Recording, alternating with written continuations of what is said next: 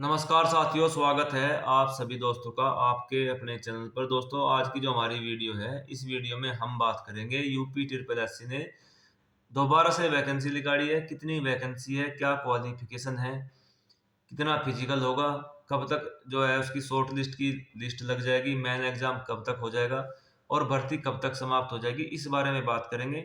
देखिए, जो वैकेंसी निकली है बहुत अच्छी वैकेंसी है। वैकेंसी तो है थोड़ी, मगर वैकेंसी का जो पे लेवल है वो बहुत अच्छा है। टोटल जो वैकेंसी है यहाँ पर 295 वैकेंसी है। जो हमारे भूतपूर्व सैनिक है, इनकी यहाँ पर जो टोटल वैकेंसी है 14 वैकेंसी, यानी कि आपकी प्लाटून कमांडर में 2 वैकेंसी है और ब्लॉक ऑर्गेनाइजर में आपकी 12 वैकेंसी, यानी कि आपकी टोटल 14 वैकेंसी है। जो फीमेल है उनकी ब्लॉक ऑर्गेनाइजर में 48 वैकेंसी है और जो प्लाटून कमांडर है वहां पर फीमेल कैंडिडेट की 10 वैकेंसी, यानी कि यहाँ पर जो मेल फीमेल और ये सब टोटल मिलाकर 295 वैकेंसी हो रही है। फॉर्म भरने की जो तारीख है वो 16 तारीख 6ठा महीना 2026 से यहाँ पर फॉर्म स्टार्ट हो जाएंगे और लास्ट तारीख है 6 तारीख 7वां महीना 2026, यानी कि उसके बाद कोई फॉर्म एक्सेप्ट नहीं किया जाएगा। उस तारीख तक आपकी फीस भरी जा चुकी हो, आपकी जो क्वालिफिकेशन है, चाहे आपने ईडब्ल्यूएस का सर्टिफिकेट बनवाना हो, यानी कि जो ईडब्ल्यूएस का सर्टिफिकेट है वो 6 तारीख 7वां महीना 2026 तक आपका बन चुका हो, उसके बाद का अगर बना होगा तो वो स्वीकार नहीं होगा।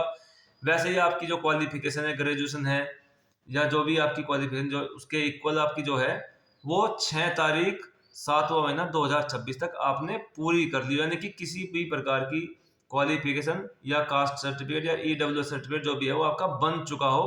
और सबसे जो इम्पोर्टेंट पॉइंट है वो 6 तारीख 7वां महीना 2026 तक जितने भी भूतपूर्व सैनिक इसमें फॉर्म भरना चाहते हैं वो रिटायरमेंट आ चुके हो, ऐसा नोटिफिकेशन में क्लियर लिखा है। यानी कि आपने 6 तारीख 7वां महीना 2026 तक रिटायरमेंट आ जाना है अगर यहाँ पर आप इस भर्ती को देखना चाह रहे हैं। इसके बाद जो इसमें शॉर्ट लिस्ट किस आधार पर किए जाएंगे, मैं आपको ऑलरेडी बता चुका हूँ कि पैट 2025 के आधार पर आपको यहाँ पर शॉर्ट लिस्ट किया जाएगा। कितने कैंडिडेट को करेंगे यहाँ पर शॉर्ट लिस्ट, ये भी कह रहे हैं कि हम 15 गुना, यानी कि अगर हमारे पास 14 वैकेंसी है तो 14 में आप 15 से गुना कर लीजिए, तो जो टोटल होता है 210 कैंडिडेट का होता है, यानी कि 210 कैंडिडेट पैट के आधार पर भूतपूर्व सैनिक यहाँ पर शॉर्ट लिस्ट किए जाएंगे। अब आपकी कट ऑफ कितनी रह सकती है, देखिए जैसे वैकेंसी कम है, 210 कैंडिडेट ही शॉर्ट लिस्ट होंगे, तो आप यहाँ पर ये समझ कर चलिए कि आपकी जो कट ऑफ है मेरे अनुमान से 52 53 मार्क्स और इससे ऊपर रहने के पूरे पूरे चांस है, उससे नीचे नहीं आएगी। 52 53 मार्क्स से आपकी कट ऑफ जो है नीचे नहीं आएगी। 52 मार्क्स पर 210 ये सब कैंडिडेट आराम से इनको मिल जाएंगे। अब हम बात करते हैं यहाँ पर पेमेंट की। इसका जो बेसिक पे है, जो भर्ती का बेसिक पे है वो कितना है, देखिए जो प्लाटून कमांडर की वैकेंसी है इसमें जो आपका बेसिक पे है वो पे लेवल 6 है। एज पर पे कमीशन के आधार पर जो पे लेवल 6 है उसमें जो आपकी बेसिक पेमेंट बनेगी यहाँ पर आपकी बनेगी 35,400 रुपये। प्लाटून कमांडर में ईएसएम कैंडिडेट की जो वैकेंसी है वो टोटल 2 है, यानी कि थोड़ा सा कंपटीशन यहाँ पर ज्यादा रहेगा पहले दूसरी वैकेंसी के मुकाबले जो हमारी ब्लॉक ऑर्गेनाइजर है। अब जो ब्लॉक ऑर्गेनाइजर की वैकेंसी है वहां पर आपका पे लेवल क्या है, वहां पर आपका पे लेवल है पे लेवल आपका 5, यानी कि 29,200 रुपये। वहां पर आपकी वैकेंसी 12 है, वहां पर कट ऑफ थोड़ी डाउन जाएगी, मगर जो प्लाटून कमांडर की जो वैकेंसी है यहाँ पर कट ऑफ आपकी कहीं ना कहीं खूब अच्छी कट ऑफ जाने वाली है 2 वैकेंसी के ऊपर। अब यहाँ पर फिजिकल आपका कितना होगा, देखिए ईएसएम कैंडिडेट को यूपी में यूपी गवर्नमेंट की जितनी भर्ती निकलती है, चाहे वो यूपी पुलिस हो, चाहे ये यूपीएसआई की वैकेंसी हो, चाहे ये जो भी वैकेंसी ब्लॉक ऑर्गेनाइजर और ये इसमें प्लाटून कमांडर की वैकेंसी निकली है, फिजिकल आपको कहीं भी एक्सक्यूज नहीं है। चाहे आबकारी कांस्टेबल की वैकेंसी हो, हर जगह ईएसएम को फिजिकल देकर ही अपना सिलेक्शन लेना लेना पड़ रहा है।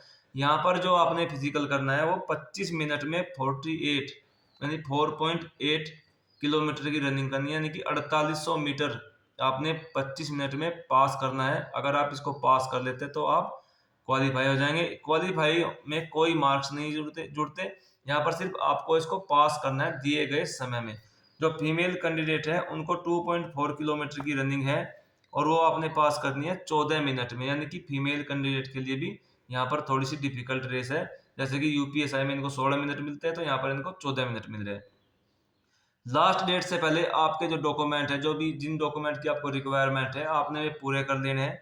फार्म भरने में आपने कोई भी अगर डिफिकल्टी आती है तो आप मुझे कमेंट कर सकते हैं, मैं आपके कमेंट का 100% रिप्लाई दूंगा। जब भी आप अपना फार्म भरते हैं तो फार्म को थोड़ा सावधानी पूर्वक देख कर भरना है, फार्म भरते समय कोई गलती नहीं करनी है। अब हम बात करते हैं आपके सिलेबस के बारे में।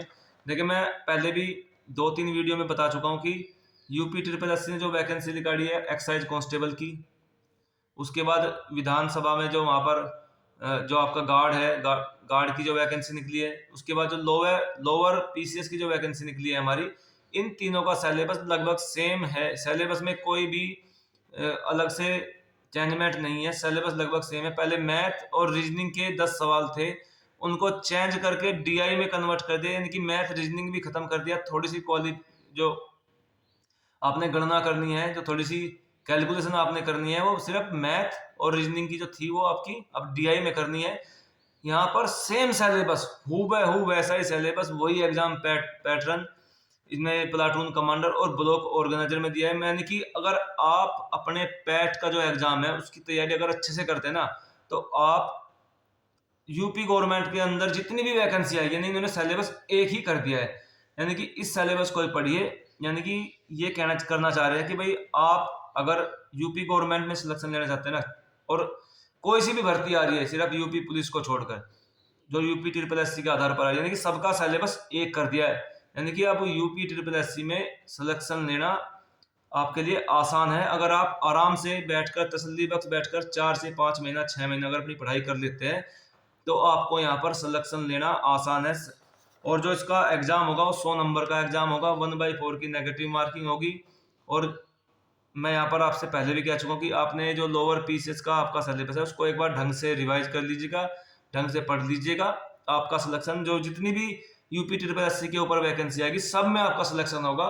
बस वो डिपेंड आपके ऊपर करेगा कि आपने किस में सिलेक्शन लेना है, कहाँ आप ज्वाइनिंग करना चाहते हैं। इससे अच्छा मौका आपके लिए कोई नहीं बनेगा कि भाई सभी भर्ती के लिए सिलेबस जो है एक जैसा कर दिया है। चलिए दोस्तों, मिलते हैं अगली वीडियो में। अगर आपकी कोई क्वेरी है तो आप मुझे कमेंट कर सकते हैं, मैं आपके कमेंट का 100% रिप्लाई दूंगा। चलिए फिर मिलते हैं अगली वीडियो में। जय हिंद, जय भारत।